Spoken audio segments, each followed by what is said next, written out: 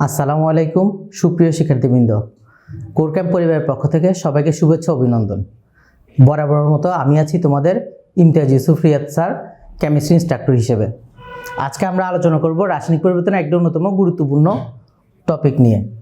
আজকে আমাদের মেইনলি আলোচনা হবে রাসায়নিক পরিবর্তনের ক্লাস ম্যাপগুলো আগে আমরা দেখে নিই, গ্রিন কেমিস্ট্রি বা সবুজ রসায়ন হিসেবে, এবং দ্বিতীয়তে যেটা আসবে অ্যাটমিক ইকোনমি, এবং তৃতীয়তে আসবে অধিক পরিবেশ বান্ধব বা গ্রিনার কোনটি। তো এখন আমরা যদি দেখি প্রথমে যে গ্রিন কেমিস্ট্রি বা সবুজ রসায়ন বিষয়টা কি। গ্রিন কেমিস্ট্রি বা সবুজ রসায়ন, এখানের মধ্যে আমাদের যেটা মাথায় রাখতে হবে যে আমাদের মেন পয়েন্টগুলো মেনলি যেগুলো মাথায় রাখবো, প্রথমে যে ক্ষতিকর বর্জ্য পদার্থের উৎপন্ন হওয়ার হ্রাস ঘটানো। ক্ষতিকর বর্জ্য পদার্থ যা থাকবে সবগুলো আমাদের রাখা যাবে না। মেনলি বর্জ্য পদার্থ যেগুলো থাকবে, বর্জ্য পদার্থগুলোকে যত পরিমাণে হ্রাস ঘটানো যায়, বর্জ্য পদার্থের উপাদানগুলো যত পরিমাণে হ্রাস ঘটানো যায়, এটাই হচ্ছে আমাদের মেন লক্ষ্য থাকা উচিত, যেটাকে বলে আমরা গ্রিন কেমিস্ট্রি। দ্বিতীয়ত আমরা বলতে পারি গ্রিন কেমিস্ট্রির জন্য সেকেন্ড যে পয়েন্টটা, নতুন ও উন্নতর পরিবেশ বান্ধব পদ্ধতি উদ্ভাবন। আমাদের নতুন যত ধরনের উদ্ভাবন পদ্ধতি আছে সবগুলো যেন আমরা বেশি বেশি উৎপাদন করতে পারি।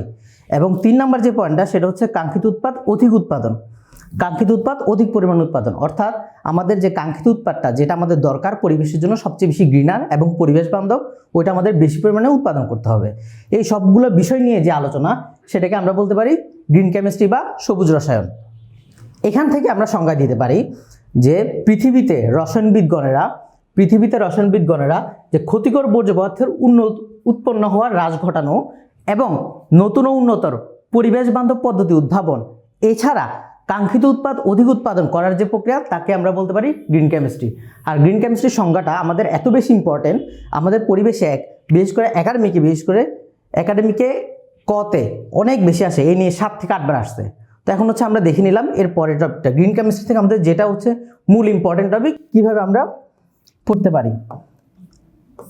গ্রিন কেমিস্ট্রির মূলনীতি হলো 12টি। এই 12টির মধ্যে সবার প্রথমে যেটি আছে যে বর্জ্য পদার্থ রোধকরণ। এই বর্জ্য পদার্থ রোধকরণ বলতে আমরা বুঝি যে আমাদের পরিবেশের জন্য যেগুলো ক্ষতিকর এবং বর্জ্য পদার্থ যা যা থাকবে তা যত কম পরিমাণ উৎপন্ন করা যায়। এবং দ্বিতীয়তে যেটি থাকবে সর্বোত্তম অ্যাটমিক ইকোনমি। কথাটা বলতে আমরা মেনলি বুঝবো যে কাঙ্ক্ষিত উৎপাদ কত বেশি পরিমাণ উৎপন্ন করা যায়। এটা আমরা একটু পরে আলোচনা করব যে অ্যাটমিক ইকোনমির টপিকটা বলতে কি বোঝায়। 3 নম্বর যে উপাদানটা, ন্যূনতম ঝুঁকি পদ্ধতির ব্যবহার। ন্যূনতম ঝুঁকি অর্থাৎ আমাদের ঝুঁকির ক্ষেত্রে আমরা যে বিষয়টা দেখব, পরিবেশের ক্ষেত্রে এমন কিছু উপাদান নিয়ে কাজ করব যেগুলোতে ঝুঁকি কম, অর্থাৎ ন্যূনতম ঝুঁকি, কম ঝুঁকি নিয়ে আমাদের কাজ করতে হবে, যাতে আমাদের পরিবেশের জন্য আশানুরূপ ক্ষতি না হয়। 4 নম্বর যে উপাদানটা, নিরাপদ কেমিক্যালের ব্যবহার। নিরাপদ কেমিক্যাল ব্যবহার বলতে কেমিস্ট্রিতে বিভিন্ন ধরনের কেমিক্যাল আছে। ওই জৈব যৌগের জন্য যেমন জৈব দ্রাবকে দ্রবীভূত হয়, অজৈব যৌগ যেমন অজৈব দ্রাবকে দ্রবীভূত হয়, ঠিক একইভাবে এরকম গ্রিন কেমিস্ট্রির জন্য নিরাপদ কেমিক্যাল যা যা থাকবে শুধুমাত্র ওগুলো নিয়ে কাজ করতে হবে। 5 নম্বর যে টপিকটা, নিরাপদ দ্রাবক ব্যবহার মোস্ট ইম্পর্টেন্ট টপিক। আমরা জানি সার্বজনীন দ্রাবক হলো পানি। তো এরকম গ্রিন কেমিস্ট্রি যে পরিবেশের জন্য যা, ওই অনুযায়ী যে সবচেয়ে ভালো অর্থাৎ সেফ যে দ্রাবকগুলো থাকবে আমার, ওইটা কীভাবে ব্যবহার করা যায়, অর্থাৎ নিরাপদ দ্রাবক ব্যবহার। এরপরে লাস্ট যে আমাদের টপিকটা, 6 নাম্বার, বিক্রিয়ার শক্তি দক্ষতা পরিকল্পনা। অর্থাৎ একটা বিক্রিয়ার মধ্যে কতটা শক্তি দক্ষতা পূর্ণ করলে সেটা গ্রিন কেমিস্ট্রির জন্য উপযোগী হবে, আমাদের এই বিষয়টার দিকেও লক্ষ্য দিতে হবে। এক্ষেত্রে 6 আমাদের শেষ হলো। এখন আমরা দেখি 7 নাম্বার আমরা দেখতে পারি ন্যূনতম উপজাতক যে উপাদানগুলো থাকবে সেটা যত ন্যূনতম নেওয়া যায় আমাদের ওইটার দিকে ফোকাস রাখতে হবে, অর্থাৎ উপজাতকগুলো যাতে ন্যূনতম থাকে, কখনো সর্বোচ্চ হওয়া যাবে না। 8 নাম্বার, নবায়নযোগ্য কাঁচামাল ব্যবহার। নবায়নযোগ্য কাঁচামাল হিসেবে আমাদের কিছু নতুন যেসব কাঁচামাল, অর্থাৎ যেগুলো পরিবেশের জন্য উপকারী, আমাদের শুধু ওইগুলাই সিলেক্ট করতে হবে। মোস্ট ইম্পর্টেন্ট এটা 8 নাম্বারটা একটু সবাই মার্ক করে রাখি, অনেক বেশি ইম্পর্টেন্ট, পরীক্ষা আসে। 9 নাম্বার, প্রভাবন প্রয়োগ। প্রভাবন বলতে আমরা বুঝি গ্রিন কেমিস্ট্রি পরিবেশের মধ্যে যে বিভিন্ন ধরনের বিক্রিয়া সংগঠিত হওয়ার জন্য আমাদের বিভিন্ন ধরনের প্রভাবক ইউজ হয়, যেমন নিকেল, এফি, চূর্ণ ইত্যাদি বিভিন্ন ধরনের যে প্রভাবকগুলো ইউজ হয়, এই প্রভাবক ইউজ করার যে পদ্ধতি সেটাকে আমরা মেনলি বলি প্রভাবন। এবার প্রভাবন প্রয়োগটা যাতে বেশি পরিমাণে গ্রিন কেমিস্ট্রির জন্য বেশি উপযোগী হয়, আমাদের সেটার দিকে লক্ষ্য রাখতে হবে। 10 নাম্বার, প্রাকৃতিক রূপান্তর পরিকল্পনা, কিভাবে একটা বিক্রিয়াকে সবচেয়ে বেশি ইফেক্টিভ করা যায় এবং এটা প্রাকৃতিকভাবে রূপান্তর হিসেবে সবচেয়ে বেশি কাজে লাগানো যায়, যেটা গ্রিন কেমিস্ট্রি হিসেবে আমাদের ওইটার দিকেও ফোকাস দিতে হবে। 11 নম্বর দুর্ঘটনা প্রতিরোধ। দুর্ঘটনা আমাদের এটাও মাথায় রাখতে হবে, এই সবগুলো প্রক্রিয়া সম্পন্ন করতে গিয়ে দুর্ঘটনা যাতে না হয়ে যায়, অর্থাৎ দুর্ঘটনা প্রতিরোধ করার আগে এর আগের যে দুর্ঘটনা পূর্ববর্তী যে স্টেপগুলো এটাও যেন আমাদের অন্তর্ভুক্ত থাকে গ্রিন কেমিস্ট্রির জন্য। 12 নম্বর যথাসময় দূষণ নিয়ন্ত্রণ। দূষণ নিয়ন্ত্রণের ক্ষেত্রে এই একটা বিষয় মাথায় রাখতে হবে যে আমরা গ্রিন কেমিস্ট্রি যত যাই কিছু করি না কেন, দূষণগুলো আমাদের যত বেশি পরিমাণে কমিয়ে ফেলা, অনেকটা বর্জ্য পদার্থ রোধকরণের মতো কাজে আমাদের এই দিকে ফোকাস রাখতে হবে যে বর্জ্য পদার্থ যত বেশি রোধ করা যায় এবং দূষণ নিয়ন্ত্রণ যত বেশি কম করানো যায় এবং কি দুর্ঘটনা যত বেশি প্রতিরোধ করা যায়। এখন পরিবেশের জন্য আমরা যদি দেখি আমাদের সবচেয়ে বেশি ইম্পর্টেন্ট যেটা গ্রিন কেমিস্ট্রির মূলনীতির মধ্যে অনেকগুলো 12টা দেখা যায় মনে রাখাটা হয়তো একটু টাফ হয়ে যায়, কিন্তু পরীক্ষায় যেগুলো সবচেয়ে বেশি আসে বিশেষ করে আমাদের একাডেমিকে এবং অ্যাডমিশনে, আমরা একটু পরে একটা কোশ্চেন দেখব, তার মধ্যে সবচেয়ে বেশি যে ইম্পর্টেন্ট এটা বর্জ্য পদার্থ রোধকরণ, তোমরা একটু মার্ক করে রাখবে। 1 নাম্বার বর্জ্য পদার্থ রোধকরণ, 2 নাম্বার সর্বোত্তম অ্যাটম ইকোনমি, 5 নাম্বার নিরাপদ দ্রাবক ব্যবহার, 6 নাম্বার বিক্রিয়ার শক্তি দক্ষতা পরিকল্পনা এবং 7 নাম্বার ন্যূনতম উপজাতক। এই যে 5টা পয়েন্ট আমি বললাম 1, 2, 5, 6, 7, এই 5টা পয়েন্টকে সবাই আলাদাভাবে নোট করে রাখো, পরীক্ষায় সবচেয়ে বেশি এই পয়েন্টগুলো আসে। কাজে এই পয়েন্টগুলো থেকে যেভাবে কোশ্চেন করুক না কেন যাতে কখনো না আটকায়, যাতে তোমরা কখনো না আটকায় যাও, এই জন্যই হচ্ছে আমাদের এই পয়েন্টগুলো আলাদাভাবে দাগাই দেওয়া। এখন আমরা দেখব যে কিভাবে এখান থেকে পরীক্ষার কোশ্চেনটা আসে। আমরা যদি এখন দেখি এই কোশ্চেনটা মোস্ট ইম্পর্টেন্ট একটা কোশ্চেন, এখান থেকে আমরা দেখি এই কোশ্চেনটা জেইউতে ইউনিটে 19 থেকে 20 সালে আসছে, সিইউতে এমনকি চিটাং ইউনিভার্সিটিতে 16-17-তে, আইইউতে ডিউনিতে 19 থেকে 20 সালে, তার মানে একটা কোশ্চেনই বেশ অনেকবার আসে। তো এটা কিভাবে আমরা সলভ করতে পারি এখন আগে আমরা দেখে ফেলি যে আমাদের যে কোশ্চেনটা গ্রিন কেমিস্ট্রির 12টি নীতির মধ্যে অন্তর্ভুক্ত নয় নিচের কোনটি, অন্তর্ভুক্ত নয় নিচের কোনটি। আমি একটু আগে তোমাদেরকে যে 5টা দাগিয়ে দিলাম ওই 5টার মধ্যেই দেখো এখানে তোমরা নিজেরা দেখলে বুঝতে পারবে 1 নাম্বার ন্যূনতম উপজাতক, যেটা আমাদের ছিল 7 নং পজিশনে, অর্থাৎ ন্যূনতম উপজাতক, এটা হচ্ছে কি আমাদের মূলনীতির অন্তর্ভুক্ত। 2 নাম্বার নিরাপদ দ্রাবক ব্যবহার, আমি একটু আগে বললাম দ্রাবকগুলো এমনভাবে নিতে হবে যাতে গ্রিন কেমিস্ট্রির জন্য, যেটা পরিবেশের জন্য সবচেয়ে বেশি উপযোগী হয় গ্রিন কেমিস্ট্রি পদ্ধতির জন্য। 3 নাম্বার যেটা সস্তা কেমিক্যাল ব্যবহার, এই একটা জিনিসের দিকে মেন ফোকাসটা রাখা উচিত। আমাদের আগে বললাম যে সবার প্রথমে যেটা ছিল বর্জ্য পদার্থ রোধকরণ, যেমন এখানে যেটা আছে সস্তা কেমিক্যাল, আমি যদি সস্তা কেমিক্যাল ইউজ করি সেটা পরিবেশের জন্য বিক্রিয়াটা এত বেশি ইফেক্টিভ হবে না, আর বিক্রিয়াটা যদি পরিবেশের জন্য এত বেশি ইফেক্টিভ না হয় তাহলে সেটা আমাদের গ্রিন কেমিস্ট্রি পদ্ধতির ক্ষেত্রে আরও বেশি ক্ষতিকারক হয়ে থাকবে। কাজে আমাদের এই সস্তা কেমিক্যাল ব্যবহার এটা আমাদের মূলনীতির অন্তর্ভুক্ত নয়, কাজে আমাদের আনসার হচ্ছে এটা। আর 4 নম্বর অপশনটা যদি দেখি শক্তি দক্ষতা পরিকল্পনা, এটাও আমাদের মূলনীতি 12টার মধ্যে অন্তর্ভুক্ত ছিল, অর্থাৎ তাহলে আনসার হবে আমাদের গ, যেটা হচ্ছে সস্তা কেমিক্যাল ব্যবহার, এটা কখনো ইউজ করা যাবে না। ক্লিয়ার? এখন হচ্ছে আমরা অ্যাটম ইকোনমি টপিকটাতে চলে যাব। অ্যাটম ইকোনমি বলতে আমরা কি বুঝি? দেখো অ্যাটম ইকোনমি বলতে আমরা কি বুঝি, আমরা একটু আগে দেখেছিলাম যে গ্রিন কেমিস্ট্রির 12টা নীতির মধ্যে দ্বিতীয় যে নীতিটা ছিল সর্বোত্তম অ্যাটম ইকোনমির ব্যবহার। এই সর্বোত্তম অ্যাটম ইকোনমি ব্যবহারের মধ্যে অ্যাটম ইকোনমির কথাটা বলতে আমরা কি বুঝি? অ্যাটম ইকোনমি বলতে আমরা বুঝবো সবসময় উপরে যেটা আসবে, অর্থাৎ উপরে মেনলি হবে, আমরা দেখব উপরে কাঙ্ক্ষিত উৎপাদের ভর এবং তার মূল সংখ্যা, সমতাকৃত বিক্রয় এবং তার মূল সংখ্যা ইন্টু 100%। যেহেতু অ্যাটম ইকোনমি সবসময় পার্সেন্টেজে থাকে কাজে উপরে লিখতে হবে 100%। কাজে আমরা যেটা মাথায় রাখবো সূত্র অনুযায়ী কাঙ্ক্ষিত উৎপাদের ভর ইন্টু মূল সংখ্যা ইন্টু 100%, আর নিচে যেটা বসাতে হবে বিক্রিয়ক বা উৎপাদ সমূহের মোট ভর এবং তাদের মূল সংখ্যার গুণফল। বিক্রিয়ক বা উৎপাদ যেহেতু বিক্রিয়াটি সমতাকৃত করা হয়ে থাকে, কাজে এক্ষেত্রে বিক্রিয়ক বা উৎপাদ যে কোনো একটি নিয়ে কাজ করলে হয়, তবে এক্ষেত্রে উৎপাদ নিয়ে কাজ করলে কিছু বেনিফিট আছে, এটা আমরা দেখব কিভাবে সলভ করা যায়। তাহলে আমাদের এটা মাথায় রাখতে হবে অ্যাটম ইকোনমি যদি সংজ্ঞায় আসে আমরা এটা লিখতে পারি নির্দিষ্ট যে কোনো বিক্রিয়ায় বা রাসায়নিক বিক্রিয়ায় কাঙ্ক্ষিত উৎপাদের ভর এবং বিক্রিয়ক বা উৎপাদ সমূহের মোট ভরের যে শতকরা অনুপাত তাকে বলা হয় অ্যাটম ইকোনমি। আর এই অ্যাটম ইকোনমির ক্ষেত্রে আমরা বলতে পারি যেহেতু অ্যাটম ইকোনমি আর কাঙ্ক্ষিত উৎপাদের ভর দুইটাই উপরে আছে, কাজে আমরা বলতে পারি কাঙ্ক্ষিত উৎপাদের ভর যত বেশি হবে অ্যাটম ইকোনমি তত বেশি বাড়বে, অর্থাৎ সমানুপাতিক সম্পর্ক। এই কারণে কোনো একটা বিক্রিয়ায় কাঙ্ক্ষিত উৎপাদ যাতে বেশি পাওয়া যায় ওটার দিকে ফোকাস রাখলে আমাদের অ্যাটম ইকোনমি বের করাটা সহজ, আর ওই অ্যাটম ইকোনমিটাই আমাদের গ্রিন কেমিস্ট্রির ক্ষেত্রে সবচেয়ে বেশি ইফেক্টিভ হবে। এখন আমরা একটা ম্যাথ দেখে ফেলি যে অ্যাটম ইকোনমির ক্ষেত্রে কীভাবে ম্যাথটা আসে।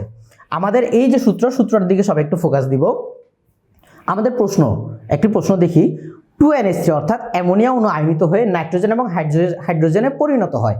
এখন আমরা যদি দেখি এখানে অ্যামোনিয়া অণুটি আয়নিত হলো এবং নাইট্রোজেন ও হাইড্রোজেনে পরিণত হলো। এই ক্ষেত্রে ওরা বলল নাইট্রোজেনকে কাঙ্ক্ষিত উৎপাদ বলে দিল। যেহেতু ওরা বলে দিল যে নাইট্রোজেন হলো কাঙ্ক্ষিত উৎপাদ, কাজে এখন আমাদের এটা মাথায় রাখতে হবে যে নাইট্রোজেনকে কাঙ্ক্ষিত উৎপাদ রেখে বিক্রিয়ার অ্যাটমিক ইকোনমি কিভাবে বের করা যায়। এখন দেখো তো, আমরা যেহেতু বললাম যে উপরে বসবে কাঙ্ক্ষিত উৎপাদের ভর, কাজে আমরা বলতে পারি যেহেতু কাঙ্ক্ষিত উৎপাদটা হলো নাইট্রোজেন, কাজে আমরা বলতে পারি এক্ষেত্রে উপরে হচ্ছে নাইট্রোজেনের ভর, উপরে হলো নাইট্রোজেনের ভর, আর নিচে হচ্ছে বিক্রিয়ক বা উৎপাদ সময়ের মোট ভর।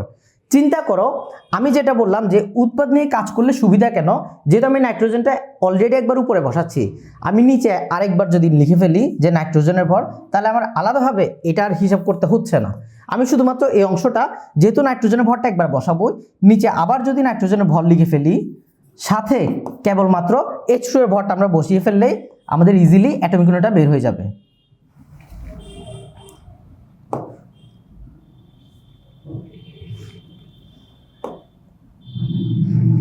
এই যে নাইট্রোজেনের ভর, আমরা যদি দেখি নাইট্রোজেনের ভর এবং নিচে হবে নাইট্রোজেনের ভর ইন্টু হচ্ছে হাইড্রোজেনের ভর, অর্থাৎ আমাদের H2 এর ভর। এখন আমরা যদি দেখি এই নাইট্রোজেনের ভর বাই নাইট্রোজেন প্লাস হাইড্রোজেনের ভর ইন্টু, যেহেতু আমাদের সূত্রে ছিল 100% ইন্টু 100% লিখে ফেলবো। এখন যদি দেখি এই ম্যাথটা করা কতটা সহজ।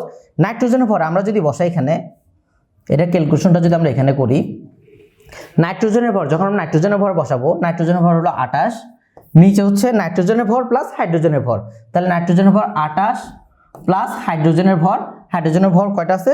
2টা, তার মানে হচ্ছে 2 ইন্টু হচ্ছে 100%। তাহলে এটা ক্যালকুলেশন করে আমাদের যেটা বের হবে ওইটা হচ্ছে আমাদের আনসার। সহজে আমরা ইজিলি ম্যাথটা করে ফেলতে পারবো, অর্থাৎ ক্যালকুলেশনে আমাদের যেটা বের হবে ওইটা হচ্ছে আমাদের পার্সেন্টেজ। এটাই হলো আমার একটা বিক্রিয়ার অ্যাটমিক ইকোনমি। এভাবে করে আমরা সহজেই যে কোনো বিক্রিয়ার অ্যাটমিক ইকোনমি বের করে ফেলতে পারি। অ্যাটমিক ইকোনমি সম্পর্কিত আরেকটি ইম্পর্টেন্ট কোশ্চেন যদি আমরা দেখে ফেলি,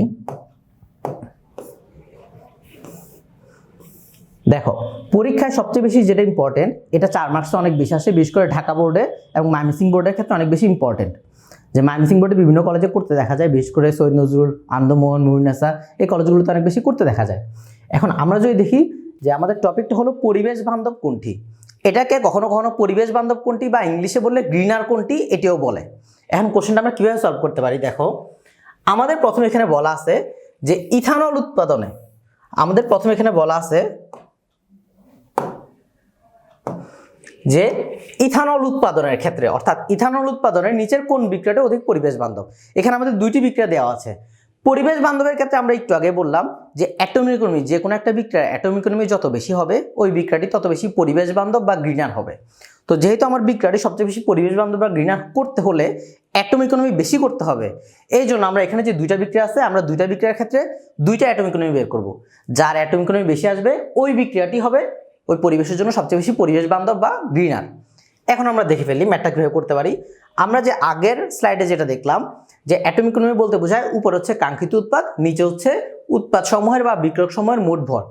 এখন আমরা যদি দেখি আগে আমাদের 1 নং বিক্রিয়া, 1 নং বিক্রিয়ার কাঙ্ক্ষিত উৎপাদ, এখানে কিন্তু বলে না কাঙ্ক্ষিত উৎপাদ কোনটা, ডিরেক্টলি আলাদাভাবে বলে না দিল, যেহেতু আমাদের এখানে বলেই দিল যে ইথানল উৎপাদন, তার মানে উৎপাদন কোনটা করতে হবে এটা ওরা আলাদাভাবে বলে দিল।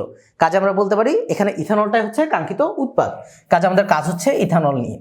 তাহলে এখন আমরা যদি লিখি 1 নং বিক্রিয়ার, আমরা যদি এই 1 নং বিক্রিয়ার অ্যাটমিক ইকোনমিটা দেখি, উপর হচ্ছে কাঙ্ক্ষিত উৎপাদ অর্থাৎ C2H5OH ইথানলের ভর প্লাস কার্বন ডাইঅক্সাইডের ভর, যেটা হচ্ছে আমরা নিচে বসাবো। অর্থাৎ এখন যদি আমরা সূত্রে মান বসাই, উপরে হচ্ছে C2H5OH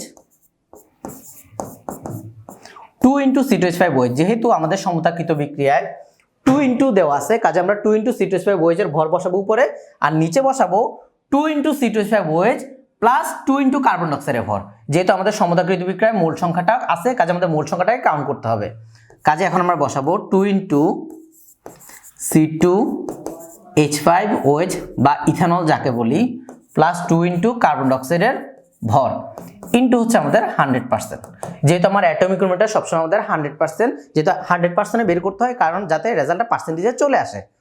এখন যদি আমরা দেখি যে 2C2H5OH, আমরা যদি কাউন্ট করি C2H5 অর্থাৎ ইথানলের আণবিক ভর হচ্ছে 46, কাজে এখানে যদি মান বসাই 2 × 46 নিচে আসবে 2 ইন্টু C2H5OH অর্থাৎ 2 into 46 plus 2 into carbon dioxide, যেহেতু 2 ইন্টু কার্বন ডাইঅক্সাইড তার মানে 2 ইন্টু কার্বন ডাইঅক্সাইড আণবিক ভর 44 ইন্টু হচ্ছে আমাদের সূত্র অনুযায়ী 100%, অর্থাৎ 100%। এই পুরোটা যদি আমরা ক্যালকুলেশন করি, এখন আমরা ক্যালকুলেশনের রেজাল্ট পেয়ে যাব 0.51, আর এটাকে যখন আমরা 100% কনভার্ট করব তখন চলে আসে 51%, 51.2% প্রায়। তাহলে এটা হয়ে গেল আমাদের 1 নং বিক্রিয়া অ্যাটমিক ইকোনমি। এখন যদি আমরা দেখি আমাদের 2 নং বিক্রিয়া অ্যাটমিক ইকোনমি, এখন এই 2 নং বিক্রিয়া অ্যাটমিক ইকোনমি যদি আমাদের 51%-এর চেয়ে বেশি হয়ে থাকে তাহলে আমরা বলতে পারবো যে 2 নং বিক্রিয়াটা হবে পরিবেশ বান্ধব। আর যদি 1 নং বিক্রিয়াটি অ্যাটমিক ইকোনমি যদি এর চেয়ে বেশি হয়ে থাকে তাহলে 1 নং বিক্রিয়াটা হবে পরিবেশ বান্ধব। এখন আমরা 2 নং বিক্রিয়ার ক্ষেত্রে বের করে ফেলি।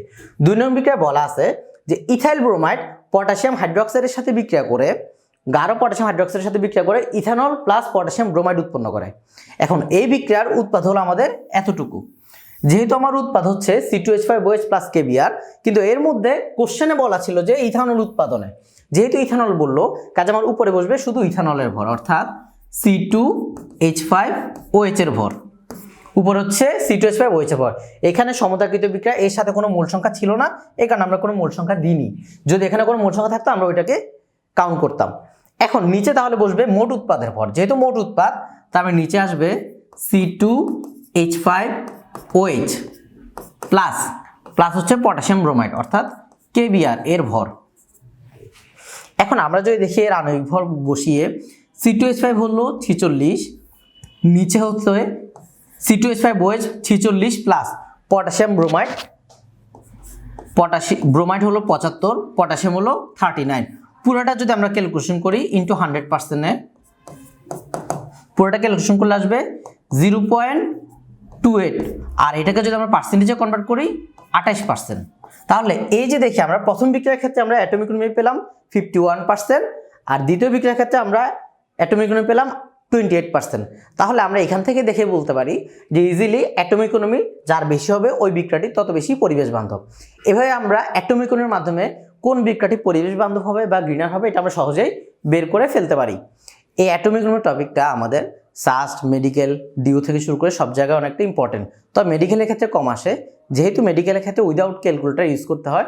ডিউতে কখনো কখনো এরকম অপশনে রেখে দেয়, ডিউতে কখনো কখনো এরকম করে অপশনে দিয়ে দিতে পারে, অর্থাৎ আমাদের ক্যালকুলেশন ছাড়া যতটুকু দেয়া যায় ঠিক অতটুকু পর্যন্ত রেখে দিতে পারে। যে উপরে উৎপাদের ভর, নিচে হচ্ছে উপরে কাঙ্ক্ষিত উৎপাদ, নিচে হচ্ছে টোটাল উৎপাদের ভর, অর্থাৎ এতটুকু অংশ রেখে দিতে পারে। আমাদের অপশন টেস্ট করে ম্যাথগুলো করতে হবে। এভাবে করে আমরা যে কোনো বিক্রিয়া কোনটা অ্যাটমিক ইকোনমি হবে কোনটা পরিবেশ বান্ধব হবে ইজিলি বের করে ফেলতে পারি। এতটুকুই হচ্ছে মোটামুটি আমাদের আজকের ক্লাস। আমাদের পরবর্তী ক্লাস, আমাদের এই পরের টপিকটি অর্থাৎ বিক্রিয়ার হার থেকে শুরু করে পরের টপিকটি আমাদের চলে আসবে।